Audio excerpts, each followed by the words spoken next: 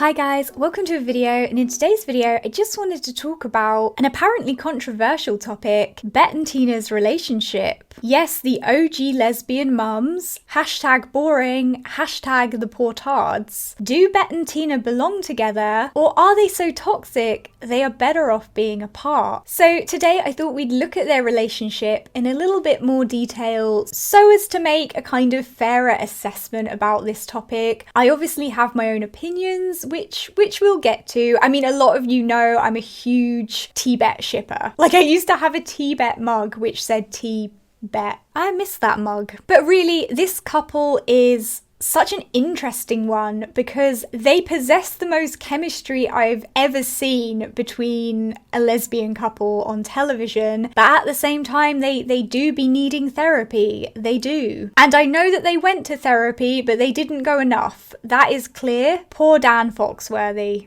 Okay, so I thought we'd look at their relationship throughout the 6 seasons of The L Word, and I'll just, I'll let you know my thoughts as we go along. So in season 1 of The L Word, we are introduced to Bette and Tina, who are trying for a baby. They've been together for about 7 years, and they're ready to start a family. And whilst they look amazing together, it's clear from the get-go there are some problems. Now, I've never personally believed that Bette and Tina were ever dealing with bed death, not with that chemistry between them. I've never bought into it. However, that's what is canon. So we're going to respect what's canon and we're just going to go with it. So yes, they're not connecting on a physical level so much at this stage. And in season 1, they're both displaying toxic, I know the word toxic's overused, but just bear with me. They're both displaying toxic behaviors, and Bette, straight off the bat,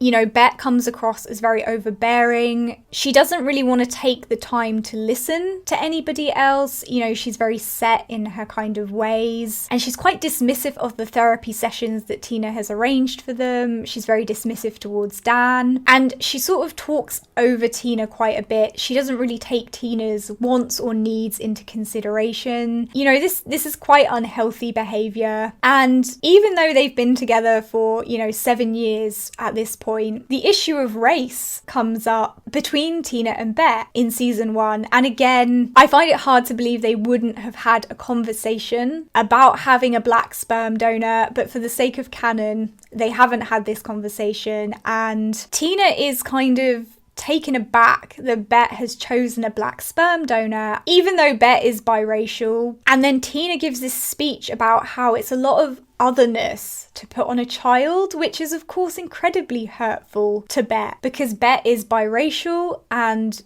Bette is a lesbian. So she's living, with that otherness, if you like. It just came across as a very ignorant thing to say, and I'm not surprised Bette was hurt by Tina's kind of attitude here. There's definitely room for conversation here as a white parent because there are things that you will need to educate yourself on. But just Tina did not handle that with any sensitivity. So we see these communication issues between the two of them right from the start. However, when they are connecting with each other and when they are communicating with each other, it's so powerful that you kind of just forgive all the unhealthy behaviors that they have. Of course, Tina miscarries and, Bette is feeling like she's under a lot of stress and that she has to keep everything together, and Bette ends up cheating on Tina, which is of course, it's peak assholery, it is. And, there's no excuse for Bette doing this. And of course, Tina finds out about it, which leads to this very controversial breakup sex between them, which is this very intense, violent interaction between the two of them, filled with so much intensity. And, Bette essentially sexually assaults Tina. There's a lot going on in this scene. It's by far the most impactful scene out of the entire show. But it is obvious that they need time apart at this point, and, they need to process certain things on their own. So season 2 is very much about Bette groveling to try and get Tina back in her life. Bette is also having a bit of a breakdown in season 2, which was obviously a long time coming. But season 2 starts off with Bette essentially ignoring that Tina, needs time to process things and needs to approach the relationship on her own terms. You know, Bette is still trying to very much be in control here. And season 2 is a kind of rude awakening for the both of them, I think, in a lot of ways. And to begin with, Tina is also hiding her pregnancy from Bette, and she's sleeping with Helena. And there's a lot of back and forth between them in the second season. However, Bette and Tina do physically reunite in this season, and it's very kind of tender. It's very electric once again between them. And you're reminded of just how much love there is, and you're reminded of that kind of unique connection between the two, which makes you root for them to kind of, you know, get their shit together and get back together, essentially. Of course, you know, Bette's father gets sick and he's also dying, which brings Tina and Bette closer together. And you know, Bette is now going to therapy on her own. She goes to see Dan to brag about her one night stand with Tina. She does.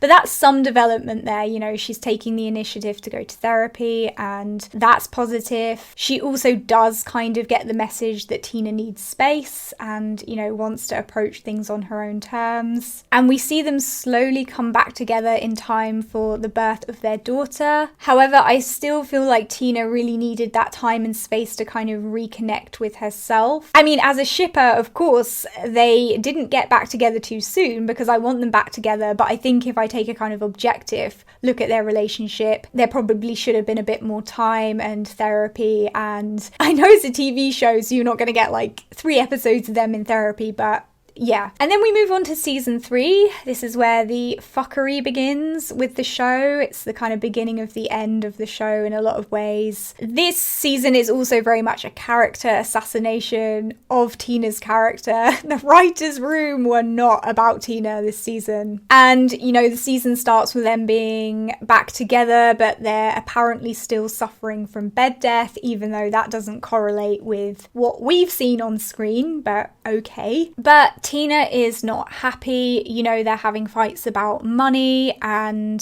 Tina is having all these feelings about men, which she wants to explore. To me, it's obvious Tina is still harboring resentment towards Bette for what happened, which I think is fair enough. Again, as I say, I don't think they kind of processed what happened properly. But anyway, this season things get very sour between Tina and Bette, and Angie gets caught up in the middle of it. They're both in the wrong for kind of trying to use Angie to get at one another. And you do feel for Bette because, you know, Tina has essentially gone back to the safety of heteronormative privilege. And so Bette was probably very aware that the kind of law was not in her favour, and society at large kind of tends to prioritize heteronormative parenthood and relationships. So neither of their behaviors are really great this season, but in all fairness, this season was against them from the beginning. So season 4, Bette is thinking about leaving the country with Angie. She's lost it. There's an intervention, and luckily things get sorted out, but there's a lot of tension surrounding Tina's relationship with Henry. The group are not feeling it. You see the kind of gay and straight worlds intersect in a very painful way in season 4. And in general, there are just other people on the scene in this season. And here we have Jodie, an artist who Bette takes a liking to. Jodie, of course, never really stood a chance against Tina, but I think Bette meeting Jodie gave Bette a chance to kind of look in the mirror, and it also gave Tina a chance to tell Bette some kind of cold, hard truths about herself. So I think meeting Jodie was very good for Bette's character development. I also think Bette and Tina work quite well with other people. I don't mind the short affairs that they have, but it's very apparent that they're each other's home base, if you like. And you know, they have a child together. Watching them with other people never sits right. It doesn't. But what's nice about Jodie is she doesn't take any shit from Bette, which is what Bette needs. And I think season 4 is quite refreshing for Tina in a way, because she becomes her own person a little bit more this season, and she's not just Bette's wife I mean, I think if we're honest, Tina had the least amount of personality in the first couple of seasons. To me, anyway, that's how it came across. And it's nice to have her character explored a little bit more this season and for her to kind of stand on her own away from Bette. So moving on to season 5, it is the season of the affair. It is the season of stir fry. I know that the actors didn't love the fact that their characters were back cheating this season because it obviously shows a huge lack of growth. But Eileen wanted the kind of excitement aspect to it, and in Eileen's defense, I mean, she was correct. Because it was hot. It wasn't healthy, but it was hot. That is TiBette's tagline in a nutshell. In this season, it becomes very obvious Tina still has feelings for Bette, which is affecting her own dating life, and Bette picks up on this. So they start to try and deal with these feelings for each other behind Jodie's back. This soon turns into an affair, and it all comes to surface around the campfire. You know, this was very kind of intense and somewhat painful to watch, that they'd been kind of holding on to these feelings for so long, and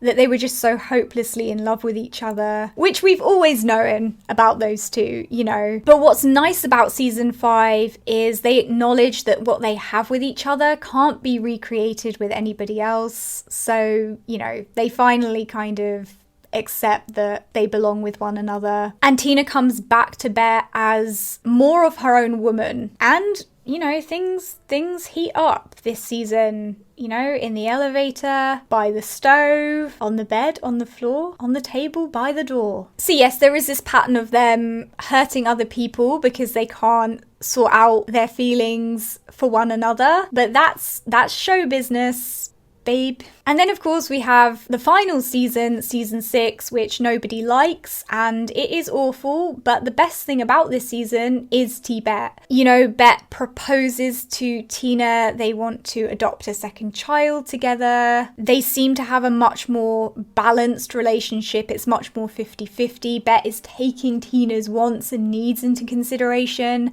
There has been a lot of growth this season. We do get Kelly chucked into the mix, which does bring up some doubts with Tina in regards to Bette's kind of flirtatious ways, but we see that with Kelly, Bette has definitely moved past any kind of cheating potential. The bar was on the floor with that kind of character growth. Just don't cheat on your partner. And actually at the end of season 6, TiBette are at their healthiest. They're in a really good place and they've been on one hell of a journey to get there, but I don't think they're displaying those toxic behaviors that they were in season 1. They have grown and they are communicating more, and Bette still very much has a kind of controlling and alpha streak to her, but it's not to the point where it's overbearing. So we did get this kind of fairy tale ending with TiBette, and they were in a healthy place by the end of season 6, and I absolutely think they are out there somewhere, married with, you know, several adopted kids, living in an art museum or whatever their vibes are. I will mention Generation Q here. I don't personally accept Generation Q as canon. I just don't accept it exists. This is because of the unprecedented fuckery of Generation Q and the way they've treated TiBette. It's like a poorly written fan fiction. I just can't take it seriously. And of course, as it stands in Generation Q, they're divorced, but apparently things aren't quite over between the two of them, bringing it right back to that place of the back and forth that we saw in the OG and destroying all their kind of character development and their growth as a couple. However, because as it stands, TiBette are not conclusive, and I don't know whether they're separated for good or they are going to somehow come back together and get remarried. Because I don't know that, I can't really sit here and give my full opinion on it. You can trust that there will be another video coming about TiBette and Generation Q, but as it's ongoing, it's difficult for me to give a fully fleshed out opinion. Let's just say for now, you know, I don't count Generation Q as canon, and to me, TiBette are married. That's my canon. So overall, their relationship is not a clear-cut case, but I love them together because there's nothing else like it, and you can see that they fit. You can see that they belong with one another, for better or for worse. You know, adult relationships are messy and they are complex, and sometimes we are in love with people who don't display the healthiest of behaviors. But I think if you're willing to kind of acknowledge those unhealthy behaviors and at least attempt to work through them, then there's potential for the relationship to work out, as it did with TiBette in the OG series. The question with TiBette is the love enough to override all the other toxic issues in their relationship? And ultimately, I think it was. And you have to bear in mind, in the OG, it wasn't just the kind of characters themselves, it was the way they were being written and things that the writers' room were throwing at them. And they managed to stay together despite some very clear assassination attempts. I know Eileen wanted to kill either Dana or Tina off at one point, and she chose Dana, so it could have been a very different story. I can't call TiBette healthy representation, but they're a one true love situation, and they mean a lot to so many people. Every second that they're on screen together is just delicious. They are very beloved in the lesbian community for a reason, and it's not just because Jennifer Beals has delicious biceps, but because you can see the love and the connection between them. And nobody cares about Generation Q. Nobody cares. I mean, I care enough to make a rant video about it, but you know, other than that. Okay guys, so what are your thoughts on TiBette? Do you think they belong together, or do you think they're better off apart? Let me know in the comments. Don't forget to subscribe for instant disappointment, and see you guys soon. Bye.